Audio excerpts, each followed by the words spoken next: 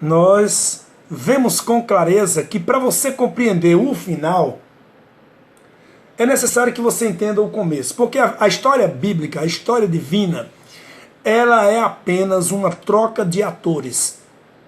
E, claro, cenários. Atores e cenários. O roteiro é igual. Eu posso provar isso com facilidade imensa. Posso provar isso com a questão do Éden, o sacrifício de Abel e o Calvário. Posso provar isso. Eu posso ver, por exemplo, Jesus em José. Você vê Jesus em José. Observa se não é verdade. José era dotado de dom espiritual. Jesus era dotado de dom espiritual. José foi odiado pelos seus irmãos. Jesus foi odiado pelos judeus, seus irmãos. José foi vendido por 30 moedas. Jesus também foi vendido por 30 moedas. José foi lançado numa cova. Jesus também foi lançado numa cova. E assim segue. Então é só você associar os fatos passados aos fatos presentes e pronto, você vai conseguir compreender e ver Jesus em tudo. Então, a questão do tempo está chegando, o tempo está sendo o dia final, é fácil. Jesus deu a pista, assim como foi nos dias de Noé. Então vamos lá. Vamos pegar uma escritura de Malaquias, capítulo 3, versículo 6, onde Deus diz: eu sou o Senhor e não mudo. Ou seja, ele é imutável na sua conduta, nas suas ações, ou seja, ele não muda. O juízo final, o último juízo, vai ser exatamente como foi o primeiro juízo. Quer compreender o fim? Veja o começo. E como foi o fim? Como foi nos dias de Noé. As pessoas têm associado exclusivamente a um único versículo que diz: casavam-se e davam-se casamento. Não, gente. Existe 11 pontos no período de Noé que precisam ser observados. Eu vou citar eles aqui para vocês e vai mentalizando. Primeiro ponto. Havia um aumento crescente da maldade sobre a terra. Gênesis capítulo 6, versículo 5. Hoje há um aumento da maldade sobre a terra. Fez par. Segundo, havia um pequeno grupo de justos, quer dizer, 8 justos, nos dias de Noé. Gênesis 8, versículo 6, versículos 8. Hoje também tem um pequeno grupo de justos, espalhado pelas denominações aí. Terceiro ponto.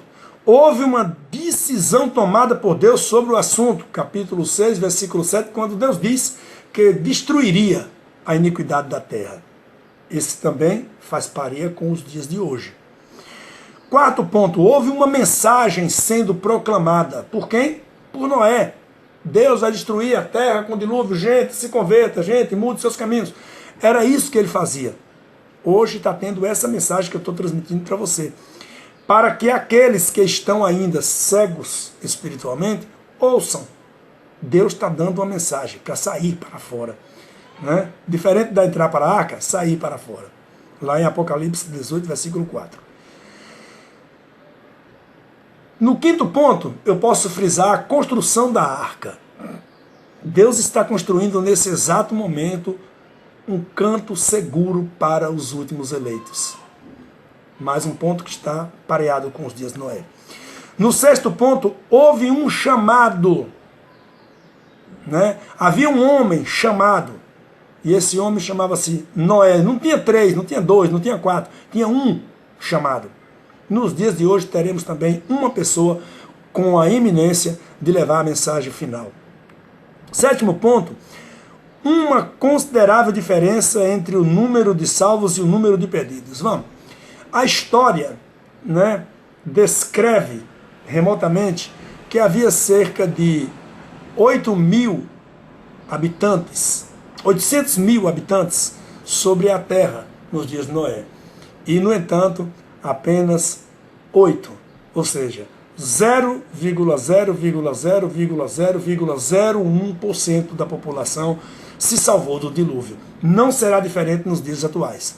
Um número minúsculo de pessoas serão salvas. Vamos para o ponto 8. Esse ponto é muito interessante para a gente chegar àquela conclusão que eu cheguei do ano de 1986. Tá? Houve um período de 7 dias que antecedeu o dilúvio. antes que Deus fechasse a porta da arca. Lá em Gênesis capítulo 7, versículo 10. 7 dias.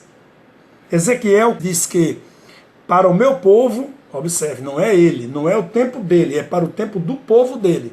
Para o meu povo, um ano conta-se por um dia. Então houve 7 dias da arca lá no passado e haverá 7 dias aqui após a mensagem ser propagada aos eleitos. Vamos chegar nesse ponto. Vamos ver mais. 9º ponto. A porta da arca foi fechada por fora e por Deus. Não foi Noé quem fechou a porta. Portanto, não será o mensageiro da última era que vai trancar a porta. Ele vai entregar a mensagem, vai concluir a mensagem, vai ficar dentro da arca, ou seja, dentro do lugar seguro. E aí Deus se encarrega de fazer o resto. Tranca a porta da arca. 10. Houve um período exato de 40 dias para a execução do juízo. Isto é, um detalhe que a gente não pode deixar escapar. 40 dias, ou 40 anos para o seu povo, para o povo de Deus, 40 anos. Se você parar para analisar, em 1963, Deus concedeu a um homem a leitura e entendimento, lá na cidade de Kentucky, nos Estados Unidos, né, em Jeffersonville, mais precisamente, em Kentucky. Ele concedeu a um homem a abertura do 7º selo. Aquele selo que diz assim, abriu-se o 7º selo e fez silêncio no céu por cerca de meia hora. Então vamos pegar aqui como essa abertura do 7º selo, como a entrada de Noé na arca. O que é que houve na entrada de Noé? 7 dias se passaram e não aconteceu nada. Eu acho que o povo já estava assim, caramba, não vai acontecer nada não. Noé estava doido. Não, não estava. Assim como também, em 1963, William Branham não estava equivocado. Ele fez a leitura do 7º selo e ele disse, eu predigo que até 1977 pare o tempo dos gentios. Ele não disse que seria o arrebatamento, mas disse, o pessoal da mensagem fica fazendo confusão em cima disso. Ele disse, predigo. Ele não disse, eu afirmo, predigo. Eu imagino que sim. Era a conjectura dele, humana falando. E aí, se você analisar, de 63 a 70, não houve mais nenhum relato de esclarecimento de Apocalipse por parte do profeta do século XX. Certo? Esse eu considero os 7 anos, ou seja, os 7 dias da porta da arca fechada e os eleitos guardados. Lá em Noé. Assim como foi nos dias de Noé, será nos dias do Filho do Homem. Após isso, houve os 40 dias de chuva. Gente, é tão simples compreender. De 1970 a 2010, houve uma enxurrada de novas religiões no mundo. Houve uma enxurrada, uma chuva imensa de religiões que surgiram. Pentecostais, neopentecostais, liberais, tudo. Até a igreja gay, e enfim, tudo que você pensar, né? Você está vendo por aí. E eu quero observar um detalhe. As mesmas águas que pegaram a arca, olha só, a mesma água que pegou a arca, encheu e elevou ela acima dos céus, foram as mesmas águas que mataram os incrédulos que ficaram. Atualmente, nós temos uma água chamada esta mensagem que você está ouvindo. E esta mensagem também levará o eleito para os altos, a encontrar-se com o Senhor nos ares. E essa mesma água, ou seja, a palavra, vai matar o resto. Porque eles vão se afogar na mentira, pensando que é a verdade. Porque é uma chuva, é uma enxurrada, é um dilúvio de mensagens que são jogados diariamente pela boca de supostos pastores, supostos apóstolos, supostos mestres, mentirosos, canalhas, fraudulentos, interesseiros. É isso que eles são. Essa é a grande Babel que vai cair. É a grande confusão religiosa. É dessa confusão religiosa que Deus está mandando você sair.